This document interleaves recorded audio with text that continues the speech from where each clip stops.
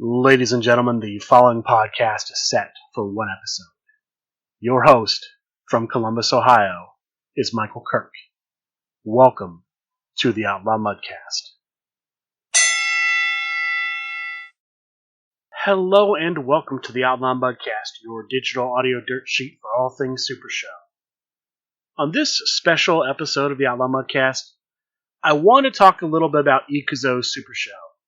Specifically, the narrative of Iku Zo Supershow. What got me thinking about this was back at Gen Con, I was organizing something in my with my cards real quick, and I happened to be sitting at the booth at the table where the Iku Zo cards were set up. I ended up doing an impromptu demo for Iku Zo Supershow. And I realized that I didn't really know about the backstory behind Iku Zo the way I know about the backstory behind the Legendary Fighting Federation behind Supershow the game. And so I started sort of looking into it, asking some questions.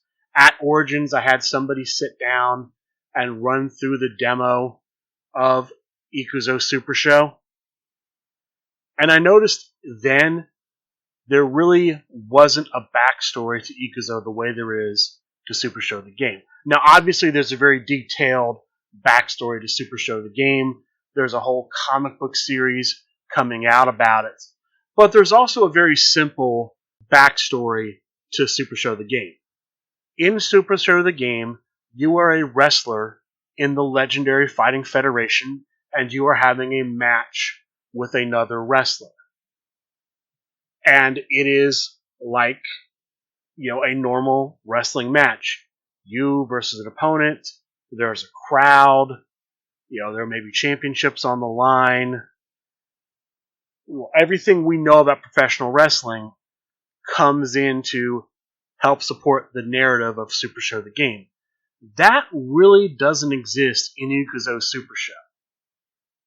And let me just kind of go through and talk about some of the things that are comparative. I've got my rules for Iku Zo Supershow here because this is pretty much all we have to go on when it comes to the backstory for this game, the setting of this game.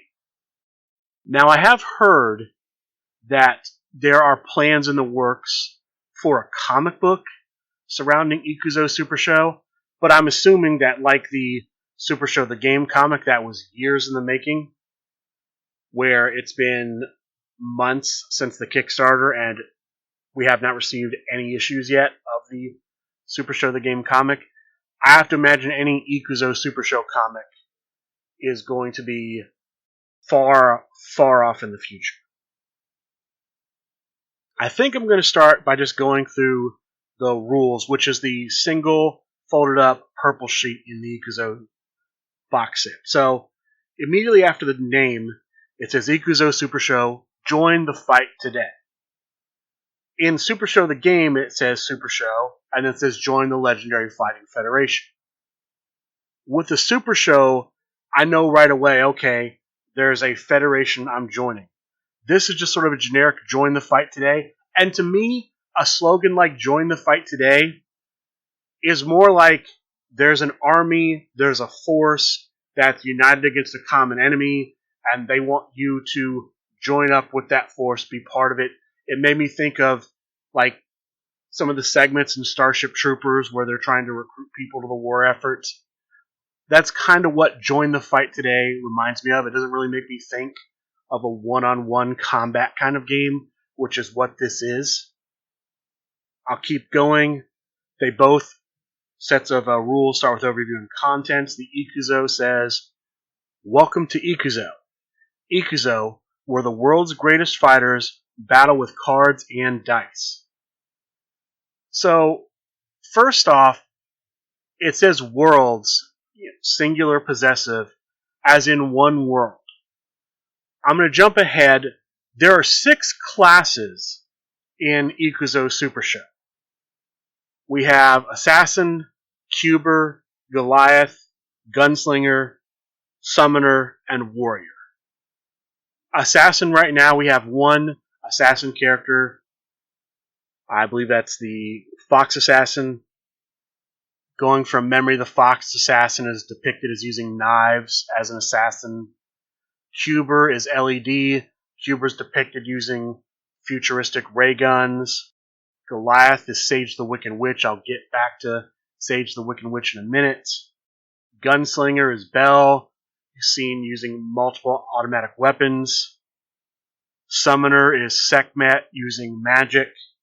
Warrior, I believe the two warriors in this game are Eva Firecat and Fortress, both depicted using swords as their primary weapon. This does not make sense to me that these would all be on the same world. Number one, the level of technology doesn't make sense. Why would you have modern firearms versus, medieval swords from our perspective versus futuristic laser type weapons? That doesn't make any sense. The second thing I want to bring up, and that doesn't even count magic. The second thing I want to bring up, though, is from what I understand about this game, the reason Iku Zo Supershow exists from a business perspective is this. With Supershow the game, because it's based in a wrestling universe, SRG is limited when it comes to licensing properties. They can license individual wrestlers like Danhausen, Sami Callihan, Officer Breezes, Deputy Dango, Rob Van Dam, to name a few. They can license promotions like MLW and New Japan Pro Wrestling. But that's about the extent of the licensing. Creating a sort of fantasy, sci-fi, anime blended universe allows them to go get other licenses. They could license things like the Teenage Mutant Ninja Turtles. When I saw this game, I thought about Dragon Ball Z, licensing the Z Fighters for this game. I've heard there's desires to look into fighting games like Mortal Kombat, Street Fighter, Virtua Fighter, things of that nature, Tekken. That those are kind of the properties they're looking at to put into Iku Zo Supershow. So with that in mind, I would not craft this game as being on one world, as involving fighters from one world. I would present this game as involving fighters from across time, space, multiple dimensions. Give yourself as much freedom as possible to bring in any property. And I would establish that from the beginning. So putting this on one world and having all these fighters supposedly be in the same world, part of the same world, doesn't make sense to me, especially if your plan is to bring in properties from outside of your own original creations. I would make this a, parallel universe, across time, across space kind of game. Let you bring in all sorts of things. Another thing I wanted to bring up concerning the narrative of Supershow is, and this came up in my mind when I was demoing, when I've demoed Supershow the game in the past, you talk about Legendary Fighting Federation. Legendary Fighting Federation, and I don't know how many people know this, is not just the name of the promotion, just to be the name of the promotion. It's designed to help you remember things in the game. Because how does this game work? How does Supershow the game work?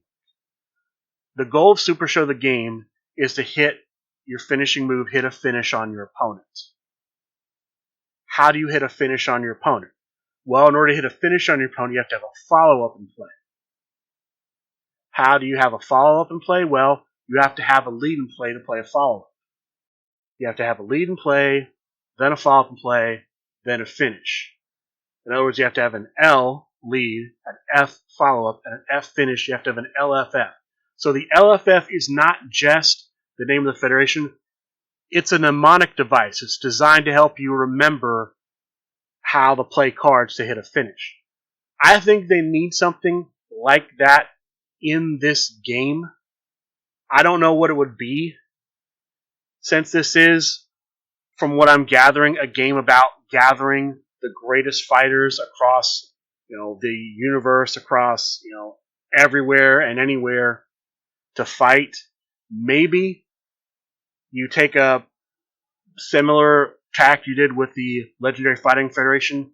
Maybe these are the legendary fighters of, and you think of some name for the setting where they're supposed to be. Futuria, Fraternia, Fruitionil, Frutus Maximus. I don't know.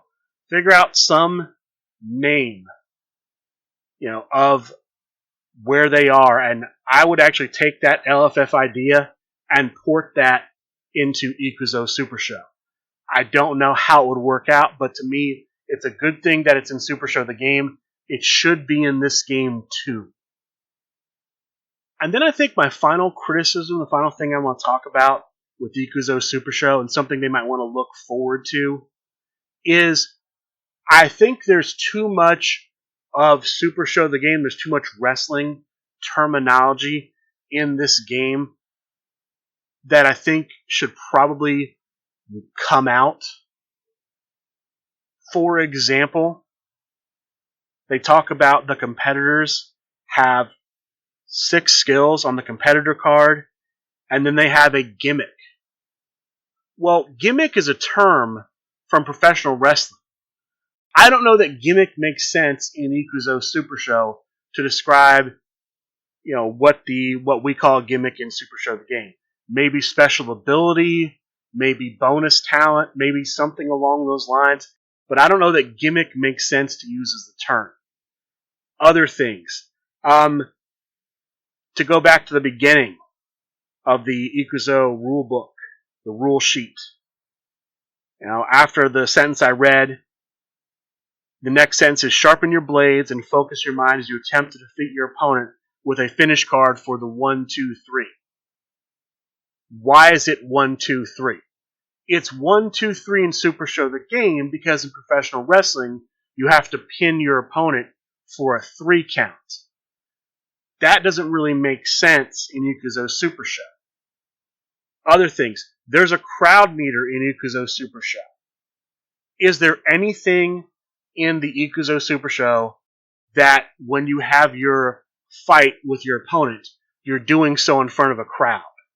When it comes to professional wrestling, that's built in because professional wrestling has been going on in the world for decades. Probably getting close to a century at this point. We know wrestling's done in front of crowds. Is there anything to suggest that this is done, that the competitors in Iku Zo Super Show are fighting for the amusement of a crowd? Are they involved in a gladiatorial game? Is this like the Hunger Games where they're each fighter represents a territory? We don't know. There's nothing to explain why these people are coming together and fighting and why they're doing so in front of a crowd. So those are things I think should probably be fleshed out a bit more in the world of Iku Zo Super Show. Now, obviously, some of the terms have been changed because it's a wrestling game. For example, what we call a bump in Super Show the game is called a clash in Iku Zo Super Show. Most of the other terms the same. Bury is the same. Flips the same. Hits the same. Stops the same. They have spotlights. Spotlight is a little weird. I mean, obviously, for things like the gunslingers and the cubers, spotlights would exist in those worlds. But, with a warrior, seeming like they're more from the past, would they know what spotlights are? Would, a summoner, would a spotlight make sense? A spotlight makes sense in a professional wrestling setting because in the arena, there are spotlights. Are there spotlights in Iku Zo Super Show? Are they fighting an arena that is lit up with artificial lighting? Is the setting more like a Roman Colosseum where it's outdoors? I don't know. That's something I think about.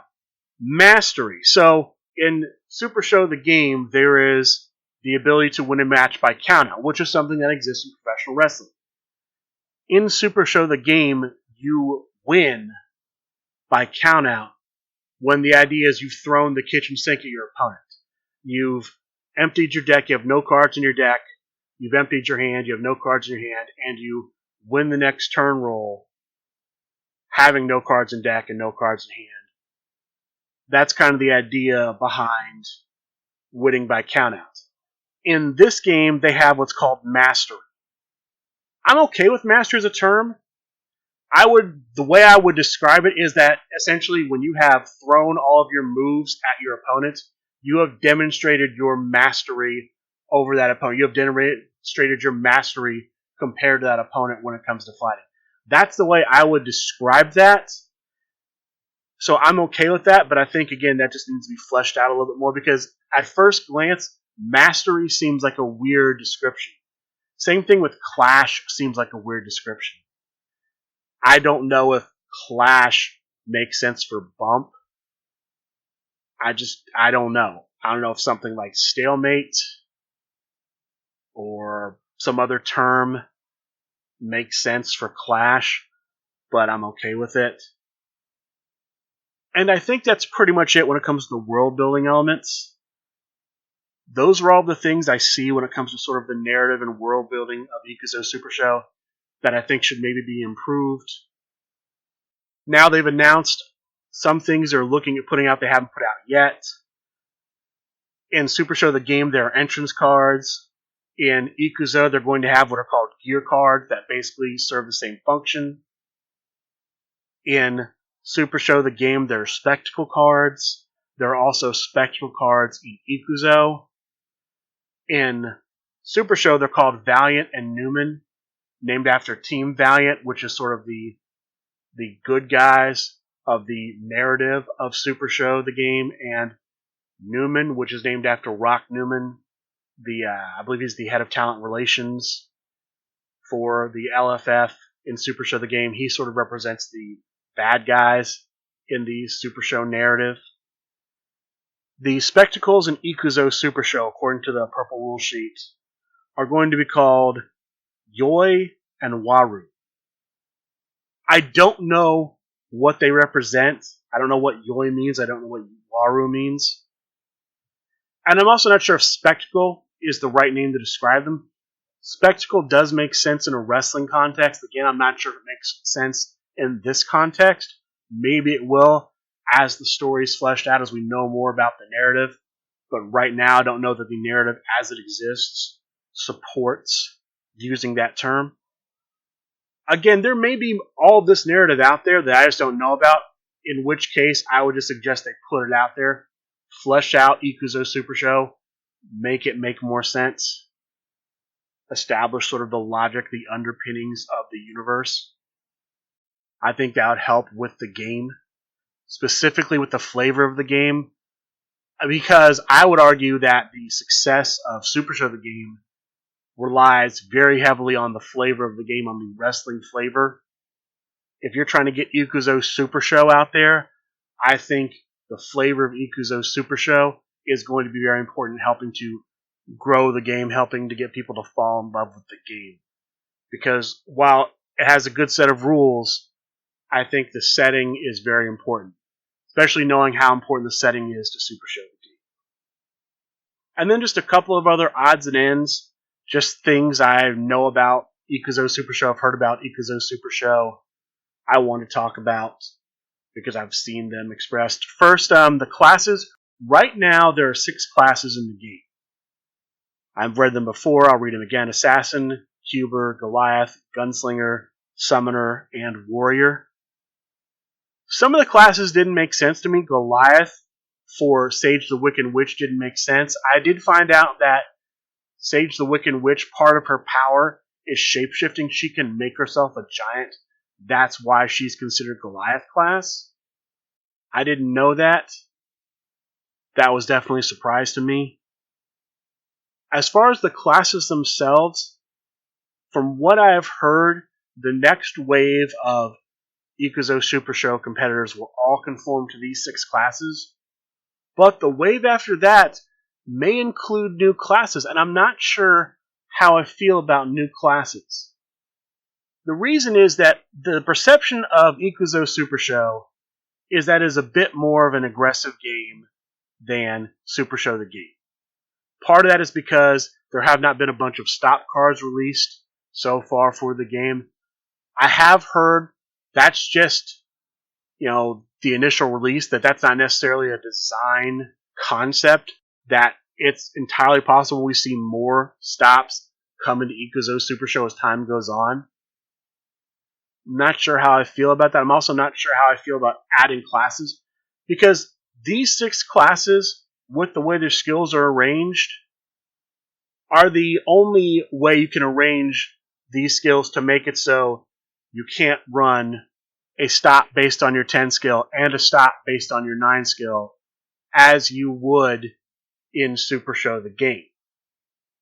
Creating classes like this does limit the deck building in a way that does make it more aggressive, because it makes it more difficult to layer stops.